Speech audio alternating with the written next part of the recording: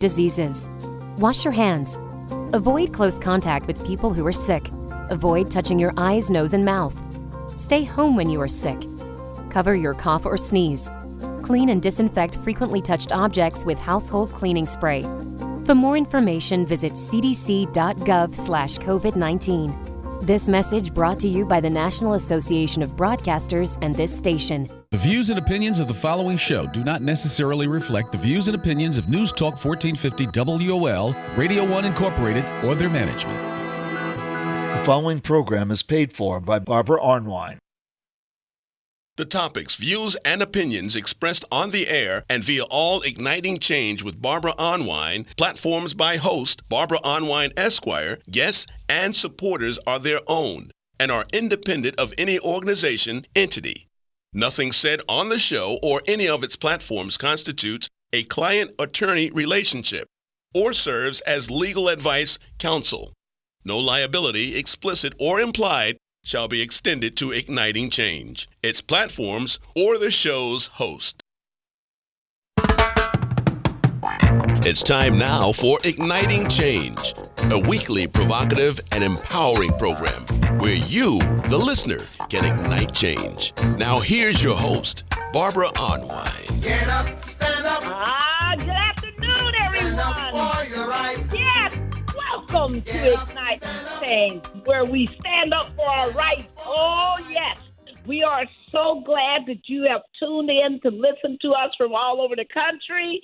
Thank you, thank you. We are broadcasting live from the mighty city of Chicago. Yes, Daryl Jones and I have been here for the Rainbow Push Convention talking about voting rights, and we are now here attending the Democratic National Convention. Yes, we have been there last night for every minute from gavel to gavel ending, and we really, really have a lot to say. Our show today is an amazing show because it's going to talk about the times they are a-changing, the legacy of Reverend Jesse Lewis Jackson Sr. You saw that he was honored last night at the DNC, but be aware that he was also honored the night before with an amazing program at the Rainbow Push Coalition headquarters. We're going to talk about all of that, but we're also going to talk about what it means to have Kamala Harris as the nominee. We're going to talk about justice for Jelani Day. Yes, folks, we don't forget our fallen. We don't forget the families that are suffering and demanding justice. So we're going to talk about justice for Jelani Day, and we're going to talk about the deadline of this Friday, the 23rd, for people to apply for our upcoming Gen Z and Young Millennial Training Voting Rights Leadership Training course. Folks, we're going to be in D.C. during the CBC week, and we want you to be there with us. If you're 18 to 35, apply, all expenses paid. But we are doing this. So grateful to be here, and you know whenever I'm on the show, I got to bring up the nation's most innovative, the nation's most visionary, the hardest working man I know in the world because he is just amazing. I'm talking about the chair of the board of the Transformative Justice Coalition, none other than Daryl D. Jones, Esquire. Hey, Daryl. Hey, Barbara, it must be Tuesday. It must be noon Eastern Standard Time because we're talking igniting change.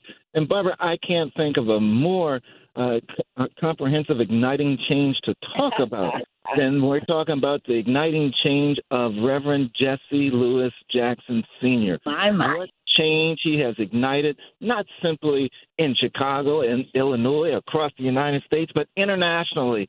You know, just incredible change that he has ignited since his existence, since his involvement in the democratic process, bringing POWs back home from wars, bringing, just all that he has done, throughout his life.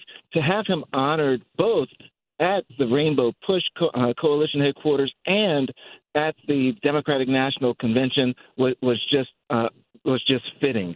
And, and he continues to stay on the battlefield. I mean, when we're talking Jelani Day, we're talking Reverend Jesse Jackson, because he was one of the people that brought it to the nation's attention and continues to fight for justice and for that which is right with our society, Barbara. So real exciting show that we have today, and looking forward to getting into it. All right. And we are just delighted beyond measure with our guests today to elucidate these themes for you to hear directly from them. We have with us today the former head of the National Bar Association. She's a radio show host. She's going to be coming from her show to our show. And as soon as she joins, we'll make sure to bring her up. And that's attorney C.K. Hoffler. Yes, you've heard her before because she is the attorney for the Transformative Justice Coalition and has represented us when we sued the state of good old Georgia for purging voters unjustly, unlawfully, and she is also our attorney who helped us when we were fighting, and as we will continue to fight for justice for Ahmaud Arbery, 100% justice. And Daryl, I will just want people to know that we'll be in Brunswick October 25th, 26th. October 24th, 25th. You're welcome to join us that Thursday, that Friday, because we will be in Brunswick. We will be fighting to make sure that the motion that has been filed by the murderers, the convicted murderers of Ahmaud Arbery for a new trial is denied, that they're not able to have their convictions vacated because they were justly convicted. We will not stand by idly and allow that family to just suffer like this. We will demand justice. And afterwards, that Saturday, we'll be in Savannah doing a big GOTV program with all of, that is Get Out the Vote program with all of our partners. So we are delighted, and we really want you to be there. So, folks, we have Attorney C.K. Hoffler is one of our guests. We also have some amazing guests. We have Professor Maureen Edobor. Maureen, are you there, Professor Edobor? And we have change. Oh, okay. And we also have Edward Ward, who is with us. Reverend Ward, are you there? I am. All right, now, welcome. And we also have Carmen Bolden Day, who will be joining us to talk about Jelani Day. So there, are you there, Carmen? All right. Well, we will keep on moving on because we have so much to talk about. So let's start talking about Reverend Jesse Louis Jackson. Yeah. Because you cannot, everybody listen to me.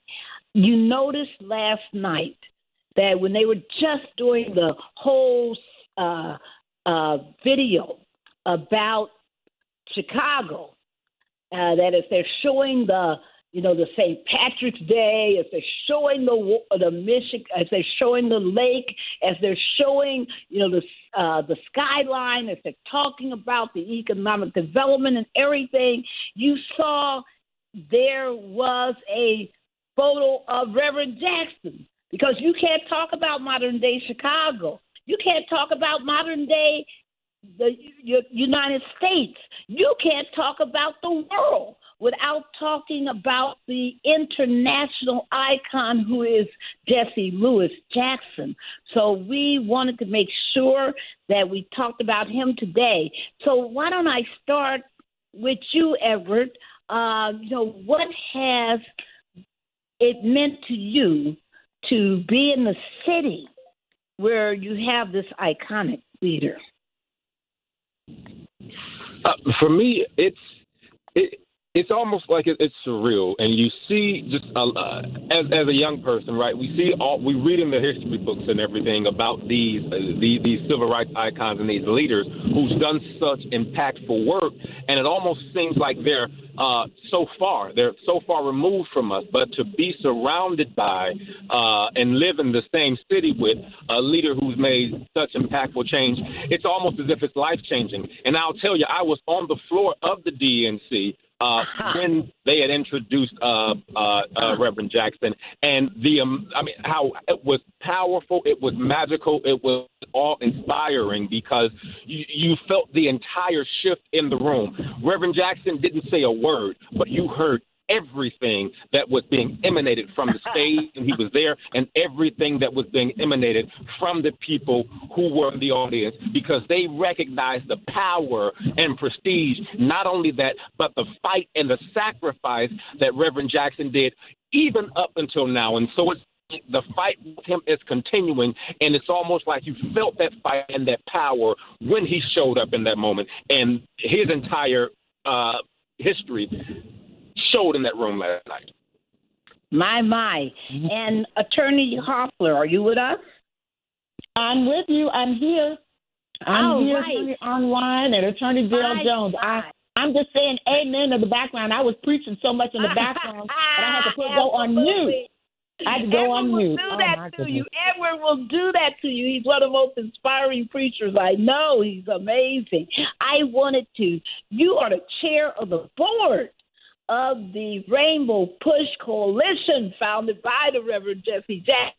Talk with him and work with him for how many years now? It's been quite a number of years. Go ahead. 36 years, my entire legal career, with the exception of the first 6 months. I have worked as Reverend Jesse Jackson's attorney. The organizations have worked on things for his family, have been there for the organizations, and now I'm chair of the board of Rainbow Push, and I want everyone to know that it is all on a voluntary basis.